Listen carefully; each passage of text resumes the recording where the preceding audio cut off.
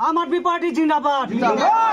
आदमी पार्टी जिंदाबाद आम आदमी पार्टी जिंदाबाद अरविंद केजरीवाल जिंदाबाद अरविंद केजरीवाल जिंदाबाद अरविंद केजरीवाल जिंदाबाद आमी आम आदमी पार्टी तिनसुकिया जिलार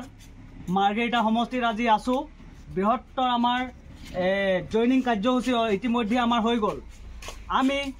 शासनाधीष्ट बीजेपी सरकारक हकियाई দিব বিচাৰিছো আপোনালোকে যি ধৰ্মক লৈ যি ৰাজনীতি কৰিছে সেই ধৰ্মক লৈ আৰু ৰাজনীতি নচলিব কাৰণ সকলো জাতি সকলো ধৰ্মাৱলম্বী লোকে আমি একত্ৰিত হৈছো বিজেপি চৰকাৰক পৰাই পঠাবৰ কাৰণে আমাৰ মাজত উপস্থিত আছে খ্ৰীষ্টান ধৰ্মাৱলম্বী লোকসকলো আপোনালোকে ধৰ্মৰ নামত অসমত ৰাজনীতি কৰি আছে সেই ধৰ্মৰ নামৰ ৰাজনীতি নচলিব সকলো জাতি সকলো জনগোষ্ঠী একত্ৰিত হৈ আম আদমিৰ নামত আমি আগবাঢ়ি গৈ আছো আমি ৰণনংকা বজাইছো আজি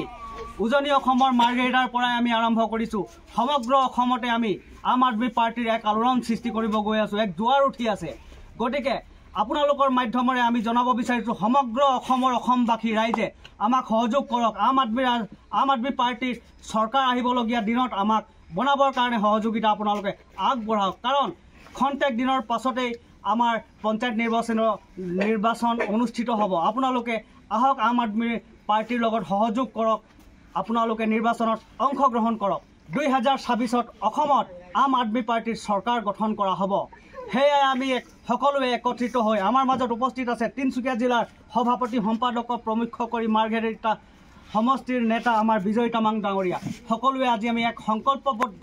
হলো আম আদমি পাৰ্টিক জয় কৰি লৈ যাম সকলোকে ধন্যবাদ জয় অসম।